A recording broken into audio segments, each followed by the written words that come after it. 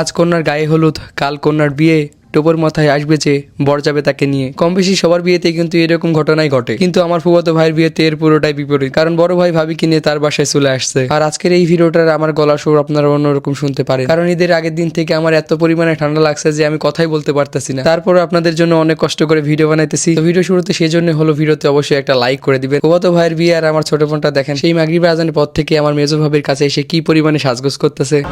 ভাবি দেখি দেখি দেখি, ওরে বাবা রে, কি সাজতেছে রে।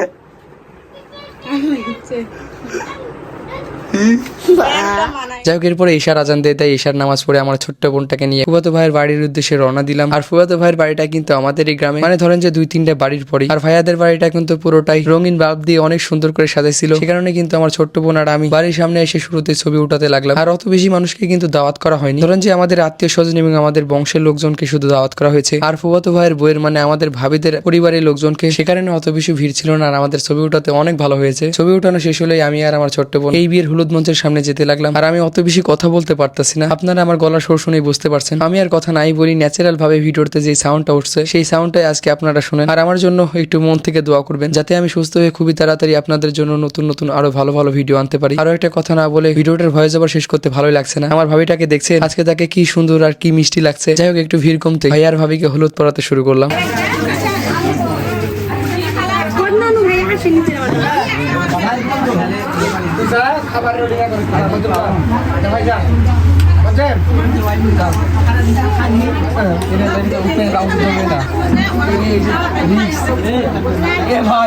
আমি জানি এটা করবে না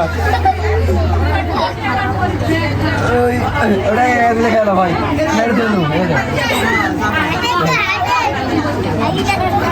পুরারি দেশে চলে কি কথা ভিডিও কথা ভাই।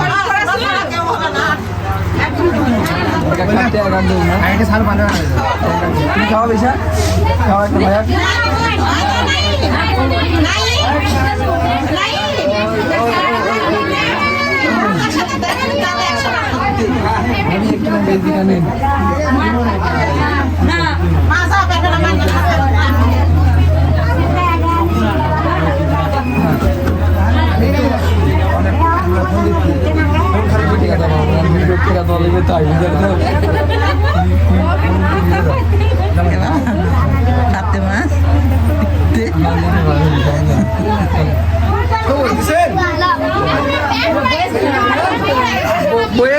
ভাবি থেকে বলে ভাই একদিনে ভাবি ভাগ পেয়ে যাবেনি।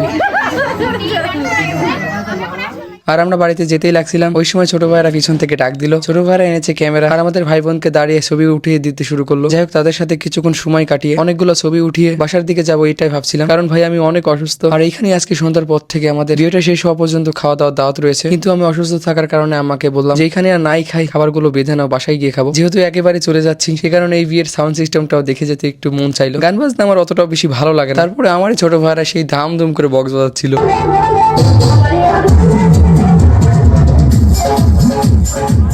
যাই হোক, আজকের এই ভিডিওটা আর বড় না করি। আমার ফুফাতো ভাইয়ের বিয়ে নিয়ে আরো কয়েকটা ভিডিও এই পেজে আসতেছে। তো আপনারা আমার এই নতুন পেজে এখনো ফলো দিয়ে না থাকলে অবশ্যই ফলো দিয়ে আমাদের পাশেই থাকবেন। আর আমার জন্য একটু মন থেকে দোয়া করবেন, যাতে আমি খুবই তাড়াতাড়ি সুস্থ হয়ে যাই। দোয়া করি আপনারা অনেক ভালো থাকবেন আর আপনাদের ঈদটাও অনেক ভালো কাটুক। আল্লাহ হাফেজ।